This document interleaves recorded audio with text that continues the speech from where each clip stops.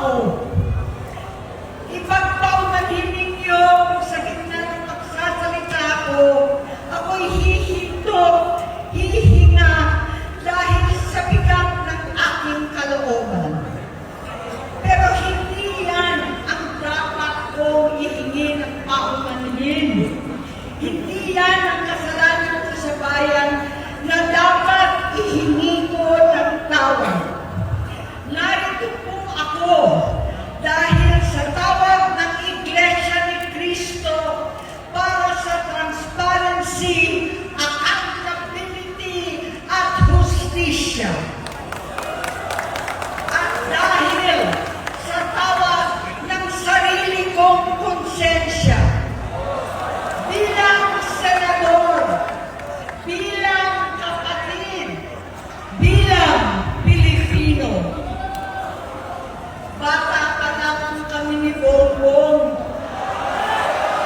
Alam na ng buong pamilya ang problema sa kanya.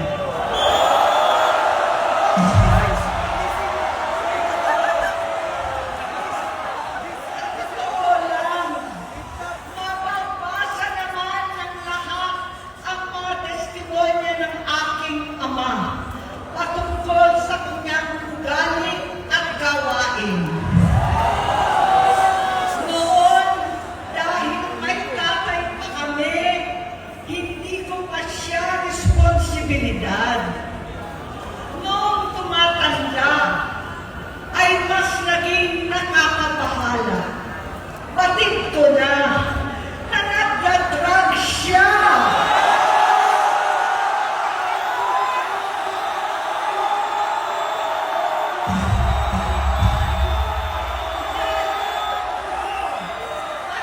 Pamilya, nalaman ng pamilya, seryoso ito. Minsan, kami ng Presidential Guard at Metro Golfa ang naglilinis tuwing nagpa-party po sila.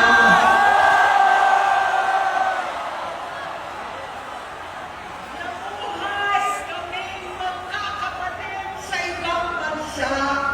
Kami-kami lang. Kinumbinsi ko pa si Bongbong. Pakasalan mo na si Lisa. Naisip ko noon, kapag nag-asawa siya, malalagay na sa tahimik at magkakaroon ng direksyon. Ang laki ng pagkakamali ko. Mas lumala ang kanyang paglulong, magkalulong sa droga.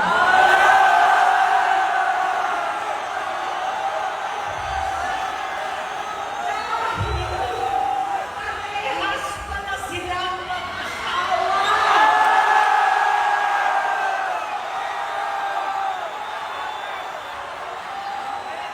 Naging gobernador siya ng Ilocos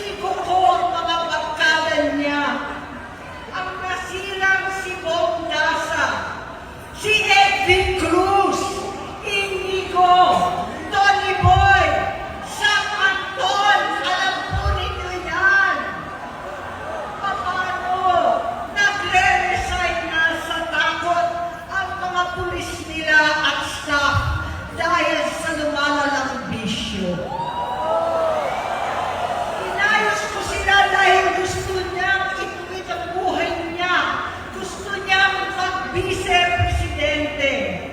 Hindi siya pinalad at lalo nagkaroon ng oras para sa bisyo. Simula noon, naging malabo sa amin ang lahat. Kaysa mag-away, bigla na lamang lumayo ang loob namin sa isa't isa. Noong 2016, kasabay ng kampanya ni dating Pangulong Duterte laban sa droga, lumabas ang pangalan ni Bongbong sa listahan. Nakasama siya sa listahan ng mga celebrities, mga artista, Maricel Soriano at iba pa. Masinsinan kong kinausap si Pangulong Rodi. Halos manikluhod ako. Sinabi ko ayon sa kapulisan, dapat unahin, usigin ang mga pusher at saka na lamang sagipin ang mga user. Naligtas si Bongbong. Labis ang takot ko at pag-aalala. Kinausap ko siya at nagsabi siyang talagang siya ay nagbabago na. Muli at lagi, hindi ako nawalan ng pag-asa. Ako'y naniwala ulit. Mula noon, ang natatanggap ko na lang na balita tungkol sa kapatid ko ay regular na pagpapadoktor. Kaya kumama naman ako. Inisip ko, totoo, dahil na-opera na ang tuhod niya sa gout. Siguro, totoo na ito. Hanggang nito, nalaman ko na tuloy ang paggamit niya sa mga party na karapalan naghahain ng droga. Pinagmamalaki pa ng mag-asawang kayang-kaya nila ang microdosing ng cocaine. Hati-hatiin daw para 4 na beses sa isang araw. Hindi mabibisto. Ang pagpapadoktor, pinalabas nila ang pag-stem cell. Nagpapalit daw ng dugo, nagpapa-blood transfusion. Kayang-kaya raw, hindi ko maintindihan ang pinagsasabi. Noong 2021, kahit papano, nagkikita kami at nagkakausap. Sumumpa siya sa aking talagang hinintunan niya. Naniwala ako kasi sabi niya gusto niyang tumakbo. Ang sabi ko, tutulong ako sa abot ng aking makakaya. Ipinakilala ko si Bongbong kay Inday. Naging magkatandem sila. Pagkatapos noon ay biglang hindi na niya ako ulit kilala. Kahit si Inday, nagtataka, bigla ko na itsakwera. Kahit ganon, nangampanya pa ako para sa kanya, kahit si Inday na lang ang aking nakakausap. Hindi ko alam bakit ako nakabang sa headquarters nila sa Mandaluyong. Hindi ko alam bakit walang nagre-report sa akin tungkol sa kampanya. Sa totoo lang, masakit mang aminin, nung dinidisqualify na siya, halos papaboran ko na sana dahil may nagsumbong sa akin mula sa kanyang campaign team na gumagamit na naman siya. Nung sinabihan ko, siya at mga taong nasa paligid niya, nagkaisa silang tuluyan akong alisin sa kampanya na ako naman ang bumuo. Sinabi nilang gusto ko na siya ay mag-disqualify para ako ang pumalit. Hindi totoo yun! Iniisip ko ang kalagayan ng aking kapatid at paano siya magsisilbi kung ganyan ang kalagayan niya. Pero pinaparating sa akin na hindi siya lulong at minsan na lamang tuwing nagpa-party. Hindi ko maipaliwanag bakit gusto ko maniwala at hindi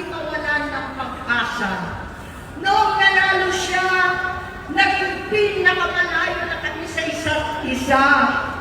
Maliban sa opisyal na takbuhan at kapag pumupunta yung nanay namin, hindi ako sumama sa loob ng 3 taon dyan sa Malacanang. Dahil lantaran na doon ang inuman, ang paggamit nila ng cocaine at mga bawal na gamot. Hindi ba nila nakikita, naririnig, kakaiba na siya magsalita, hindi na maintindihan kung ano-ano na sinasabi at wala na sa sarili. Nagtatago sa kabaitan niya ang pang-aabuso niya sa droga. At nagbunga na ito ng mga nakakapinsalang maling desisyon. Hinayaan niyang kumilos ang mga nakatalibot sa kanya. Yung mga umaastang presidente habang nilululong siya ng mga ito. Hindi na kami ng kausap. Sa harap ng publiko, pinipilit kong magmukha kaming maayos. Pero wala na kaming koneksyon. Hindi ko hinihiling na maunawaan ninyo ako, lahat kayo. Sa palagay ko, ang makakaunawa lamang sa akin ay ang mga pamilya may pinagdaanan sa adiksyon, sa inom, sa sugal, sa alak, sa bisyo, higit sa lahat, sa droga. Pagkat hindi ko siya nakakasama buong aking loob na ipasok sa institusyon, ipagamot, iparihab ko na yan. Pero tuwing maghaharap kami noon, hindi kaya ng aking kalooban na gawin yon. Tuwing magsasabi siya sa akin na magbabago na siya, hindi ko siya kayang iniisin. Hindi ko kayang ipagkait sa kanyang pagkakataon at pagbabakasakali, umaasa ako at laging nananalangin na sana, oo nga, nagbago na siya. Hanggang dumating ang 2024 at 2025, yung bisyo niya na ang dahilan ng pagbaha ng korupsyon, kawalang direksyon, at maling-maling mga desisyon. Walang accountability, wala nang hustisya. Hindi na niya alam ang nangyayari. Hindi na pinapaalam sa kanya ang mga pangyayari. Sinamantala ng mga ito ang paggamit niya ng droga. Kinangkam na nila ang kaban ng bayan habang ang mga dating tumatawag sa amin ng magnanakaw ay nakakita ng pagkakataon sirain ang lahat. Nagagamit na nila si Bongbong para sirain si Inday. Itinutulak pa nila si Bongbong at ang bayan sa bangin para umastang tagapagligtas. Mula sa pagtraidor at pagpapahamak kay BP Inday, sa confidential funds na tutuusin ang galing naman sa opisina ng Pangulo, hanggang sa pagpadukot sa dating Pangulong Duterte para itago na lamang sa ibang bansa. Ang kabaitan ni Bongbong ay naging kalupitan. Karapalan ng pagtatakip sa kanya ng mga nasa Congress, sa Senado, mga miyembro ng kabinete. Kitang-kita na ng taong bayan, wala nang puwang ang kahihiyan. Para bang nauulit ang bangungot ng kasaysayang dinanas namin noon. 68 years old po ang tatay ko nung pinatalsik sa pwesto. 68 years old na rin si Bongbong ngayon. November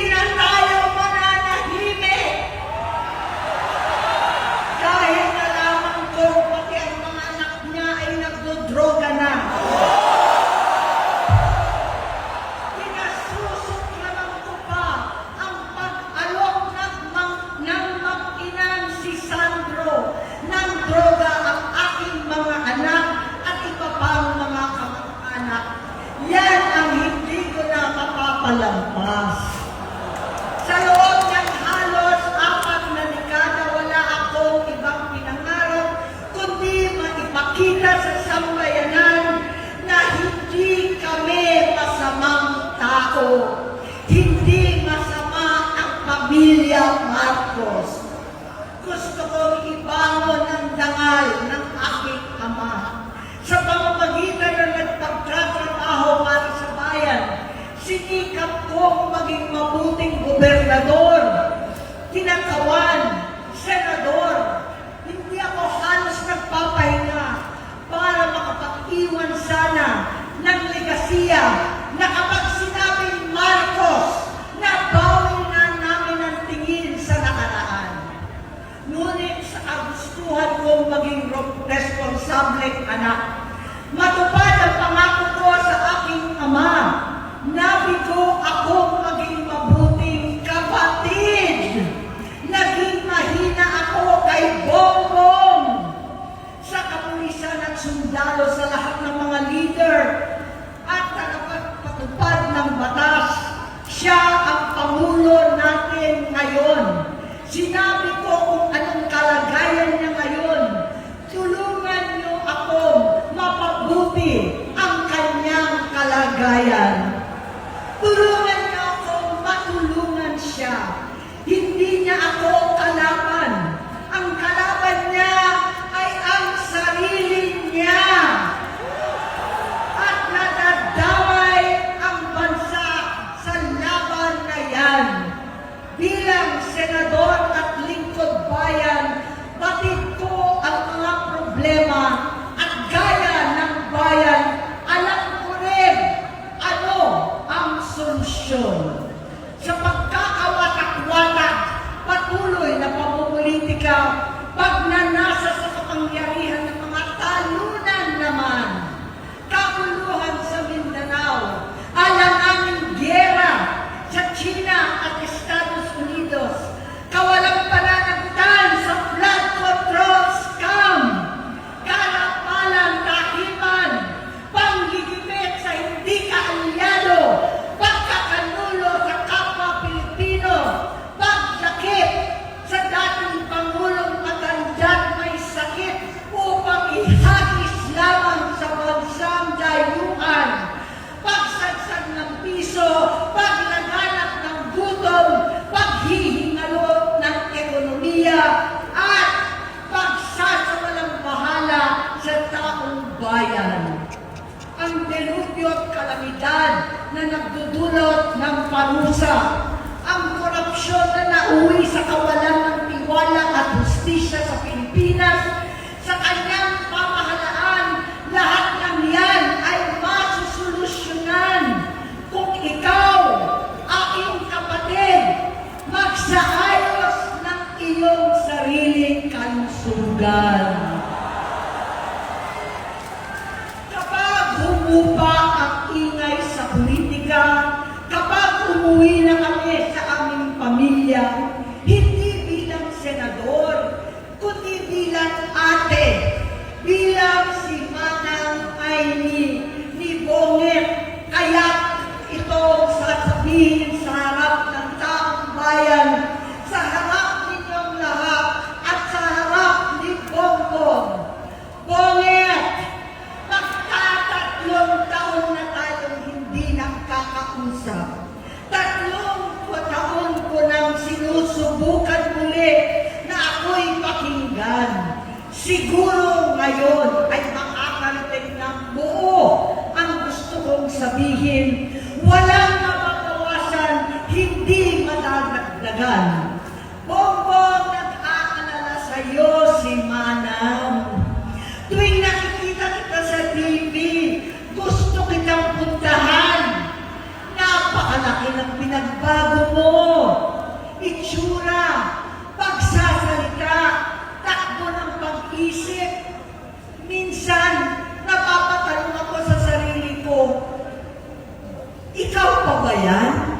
Si Bongbong ba talaga yung nakikita ko? Pero ako, aling ko, ako pa rin ito. Ako pa rin ang ate mo na tumayong ama't ina sa inyo sa ibang bansa. Ang kasama no sa sumubok na saranglahin lahat ng sakit para sa iyo. Ang kapatid mo na hindi mo kailangan hingan ng tawad dahil agad ka nang iniintindi at tatanggapin dahil mahal kita.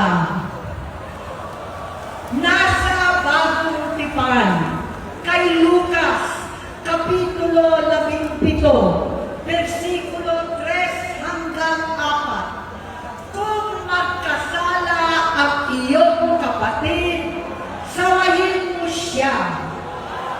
At kung siya'y magsisi, patawarin mo siya.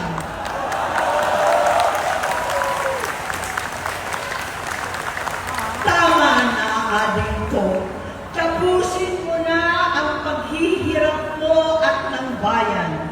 Gaya nung umalis tayo sa palasyo, kaya mo pa rin hawakan ang iyong kamay, huwag kang matakot. Malaki na ang dulot sa iyo ng droga. Sinisisi ko ang sarili ko dahil hindi ako nakinig sa mga sumbong. Hindi ako nakialam. Hindi ako maniwala. Pero hindi pa huli ang lahat. Tama na, ading ko. Magpahinga na tayo. Umuwi na tayo. Magpagamot, magpagaling at nangangako ako. Hindi ako malilingan, hindi ako magkukulang. Lahat ng kasama mo ngayon, hindi natin kasama sa pinakamadilim na bahagi ng buhay natin. Kasama mo sila ngayon dahil nasa taas ka pa. Ako at ang ating mga tunay na kapatid dito sa Luneta ang kasama mo. Kahit pagdilim ulit ang lahat. Sa likuran mo ang iniisip at ibinubulong lang ang misyon. Unahin na natin ang kalusugan mo dahil sa adiksyon na bigyan mo ng malubhang karamdaman ang buong bansang Pilipino. Matatanda na tayo. Sakitan na si Mami. Alagaan na lang natin ang isa't isa. Kaliwat kanan man ang panghuhusga sa akin. Malinaw sa aking puso na dapat mauna ang Diyos, ang bayan, pamilya at sarili. Hanggang sa mga oras na ito, Bonget, gusto kong malaman mo na hindi kita sinusukuan. Hindi ko kakayanin kung mapapahamak ka. Kaya hinihingi ko na tayo'y umuwi na, mamahinga, alam sa iyong kalusugan. Kaya ko mabigo at mawala sa iyo ang posisyon, pero hindi ko kayang mawala ka sa amin. Ayusin mo ang sarili mo. Magpagamot, alisin ang droga sa iyong sistema. Wala akong ibang gusto kundi gumaling ka, malagpasan natin ito muli. Dahil wala akong ibang hinahangad bilang ate, kundi maging masaya ka, maging ligtas sa panganib, malusog, matagumpay sa buhay. Itama ang mali, labanan ang adiksyon, at ako hindi kailanman aalis sa iyong tabi. Susuporta at hindi titigil, manalangin kasama ninyo dito sa Luneta at sa buong mundo. Dahil iyon naman ang tungkulin at ibig sabihin ng salitang kapatid, kapatid, mabuhay kayong kakapatid. Maraming salamat po, Senator